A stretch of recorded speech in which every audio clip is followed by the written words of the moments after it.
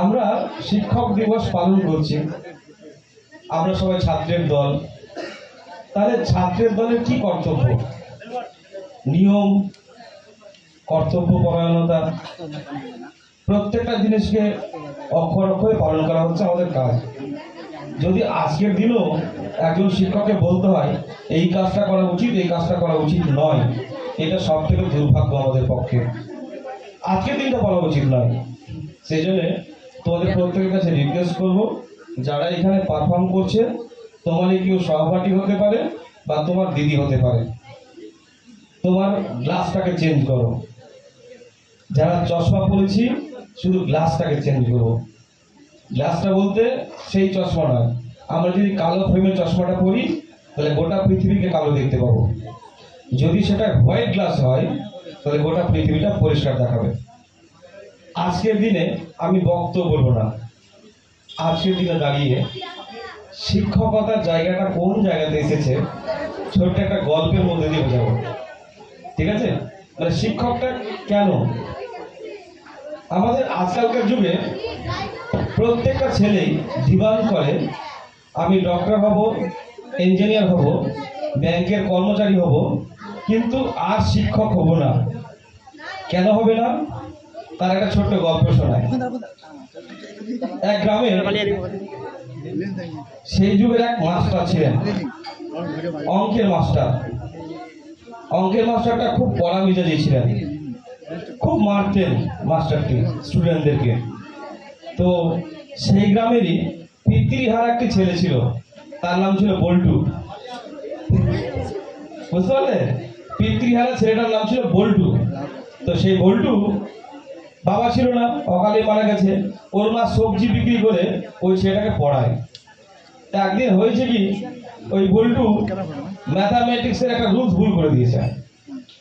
তো টিচার তো রেগে ফায়ার, সে লাঠি নিয়ে ওই বল্টুকে বেধড়ক মার মেরেছে, একবারে তার পিঠটা লাল লাল করে দিয়েছে। তো বাড়িতে এসে তার মা বলছে, আরে বল্টু তোর পিঠটা তো লাল কেন? বল্টু কাঁদতে কাঁদতে বলছে, মা আমি না আজকে অঙ্কর একটা সূত্র ভুল করে ফেলেছিলাম, তাই মাস্টারমশাই আমাকে বেধড়ক মার মেরেছে। তাই নাকি রে?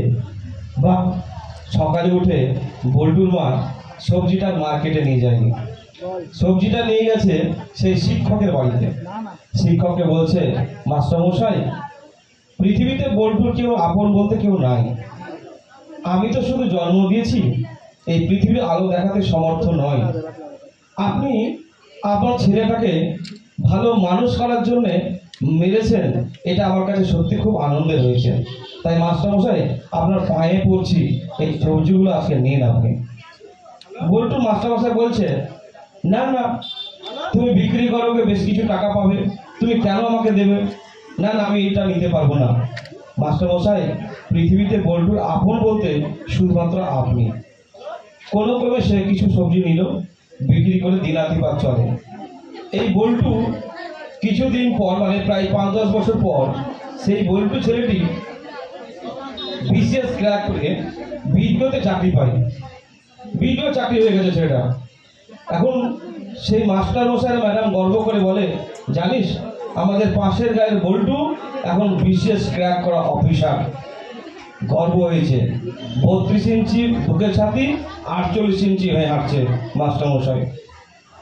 এই ঘটনার 20 বছর পর সেই মাস্টার সেই স্কুলে পড়াচ্ছেন। তার দাড়ি চুল পেকে গেছে, বয়স্কের জরাজীর্ণ, তিনি আক্কেল হয়েছেন। তিনি পড়াচ্ছেন প্রচুর অভিজ্ঞতা নিয়ে। এখন একটা ছেলে আবার সেই গ্রাম থেকে উঠে এসছে, সেই ছেলের বাপ মা সবাই আছে। তো কোনো কারণবশত সেই ছেলেটার একটা পড়া পারেনি, ওইও সূত্র ভুল করেছে। ব্যাস মাস্টারমশাই ওকে কানের গোড়াতে একটা ছোট্ট করে থাপ্পড় মেরেছে। ছাত্র বলছে, তুই মারলি কেন? তোর বাপের খাই, তুই মারলি কেন? এই প্রশ্নের উত্তর আমাকে দিতে হবে। যদি তুই আমাকে উত্তর না দিস আমার বাপকে ডাকছি, আমার বাপ তোর 14 গোষ্ঠী উদ্ধার করে দিবে। ছাত্র তো ব্যাগ রেখে ওর বাপকে ডাকতে গেছে, বাবা আমাকে মাস্টার মেরে দিয়ে, মাথা ঝনঝন করছে খালি। বাপ বলছে, ব্যাটা তোকে মেরে দিলে রে, কে রে? ও গায়ের ওই বুদ্ধা মাস্টারটা নেই, ধুতি পরে যায় না, ওই বুদ্ধা মাস্টারটা কোনখানে রয়েছে ব্যাটা রে? একবারে ঠিক মাথাতে, মাথা ঝনঝন করছে, মনে হয় পাগলা হয়ে যাবো।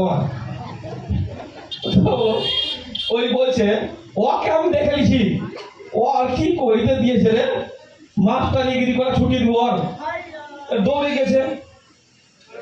ছাত্র বাবা হেডমাস্টারকে বলছে কমপ্লেন, আমার বেটাকে কে মেরেছে, কোন মাস্টার?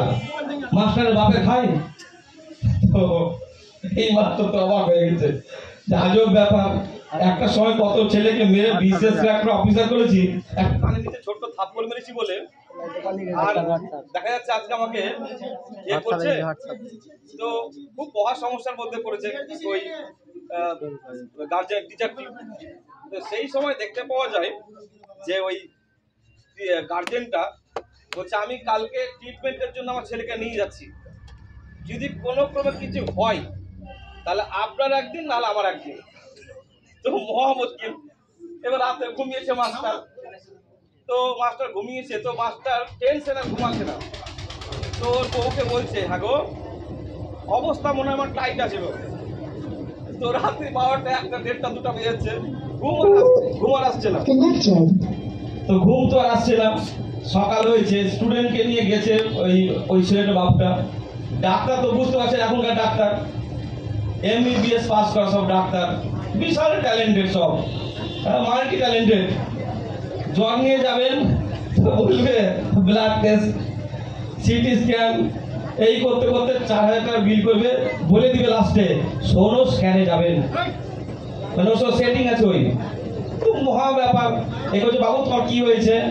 এই টাইমটা বলছে আর বললেন না স্যার, আমার কানের নিচে জোরে করে মাস্টার জোরে থাপ্পড় মেরেছে, মাথাটা এখনই ঝনঝন করছে, তাহলে তোমার ব্রেন প্রবলেম হতে পারে, তোমাকে MRI করতে হবে, মাথা ছবি করতে হবে, একটা ছোট্ট ছেলের জন্য MRI।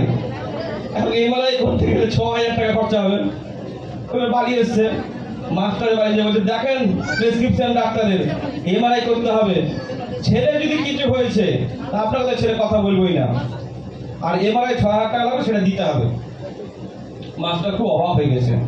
আজকে ক্লাবের ছেলেরা সবাই তাকে ধরে বলছে কি মাস্টার মশাই কি পড়াচ্ছেন আপনি, পড়াতে শিখলেন না, আপনি এইভাবে পড়াবেন, মাথার ব্যায়াম করে দিচ্ছেন মারতে মারতে। মাস্টার মশাই বলছে দেখো ভাই আমি সেভাবে মারিনি, ছোট্ট করে একটু গালের থাপ্পড়টা মেরেছিলাম, কোথায় জোরে মেরেছি? না না মাত্র 6000 টাকা দিতে হবে। অবশেষে দেখতে পাওয়া একটা বিচার হলো, সেই বিচারে মাস্টারকে ক্ষমা চেয়ে বলতে হলো যে 6000 টাকা আপনাকে দিতে হবে। কমিয়ে সমিয়ে হেডমাস্টার পায়ে হাতে করে 5000 টাকাতে রাজি করিয়েছে। তারপরের দিন সে ক্লাসে গেছে, ক্লাসে দেখে একটা মেয়ে মাস্টার চরিত্রে অভিনয় করছে, যে আমি তোদের মাস্টার, তোরা তোর ছাত্র, আমার অভিনয়টা দেখ। তো প্রশ্ন করছে তাই এটাকে কি বলে, সেটাকে কি বলে। গার্জেন ওই মাস্টারটা যে ওই ছাত্রী গালে এক থাপ্পড় মেরেছে জোরে, তখন তিনি বলছেন যে জীবনে সব পেশার সঙ্গে যুক্ত হবি, কিন্তু শিক্ষকতার পেশার সঙ্গে যুক্ত হবি না। আমি আজ অবধি শিখতে পারলাম না যে কিভাবে পড়াতে হয়। হেডমাস্টার তাকে বলছে মাস্টারমশাই বয়স হয়েছে, একটু ভালো করে পড়াবেন। তিনি আজকে কাঁদতে কাঁদতে এসে বলছেন যে আমি আমার জীবনের এতটা বছর পার করে দিলাম, কত ছেলেকে ভিডিও করলাম, DM করলাম, আর কিছু করলাম, আর আজকের কিনা আমার হেড টিচার বলছে যে ভালো করে ভালোবেসে পড়াবেন। সেই জন্য আজকের শিক্ষকতা দিবসে এই কথাটা খুব কষ্ট করে গল্পটা বলতে হলো। সত্যি কথা বলতে শিক্ষকের কিন্তু সেই সম্মানটা আজকে কিন্তু আর খুঁজে পাওয়া যাচ্ছে না। 100 বার 200 বার বলেও সেই স্টুডেন্টটার একই অবস্থা। সত্যি কথা বলতে আন্তরিকভাবে বলছি, এই শিক্ষকতার পেশাটাকে খুব ভালোবেসে নিয়েছিলাম, কিন্তু আজকে দেখতে পাই বিনিময়ে একটা অবহেলা, ঘৃণা, উপেক্ষা ছাড়া কিছু দেয়নি। সত্যি কথা বলতে এটা খুব খারাপ লাগছে। তবুও যেহেতু শিক্ষকতার পেশার সঙ্গে যুক্ত আছি, ঈশ্বরের কাছে প্রার্থনা করে যাতে আদর্শ শিক্ষক হতে পারি, এই স্বপ্নটা রাখি। আর তোমরা যারা বসে আছো তোমরাও যাতে একটা আইডিয়াল টিচার হতে পারো, আইডিয়াল মানুষ হতে পারো, সেটাই আশা রাখবো। সকলকে হ্যাপি টিচার ডে, সকলে ভালো থেকে সুস্থ থাকো। এখানে আমার পক্ষ থেকে স্যারের জন্য একটা জোরে হাত তালি হোক।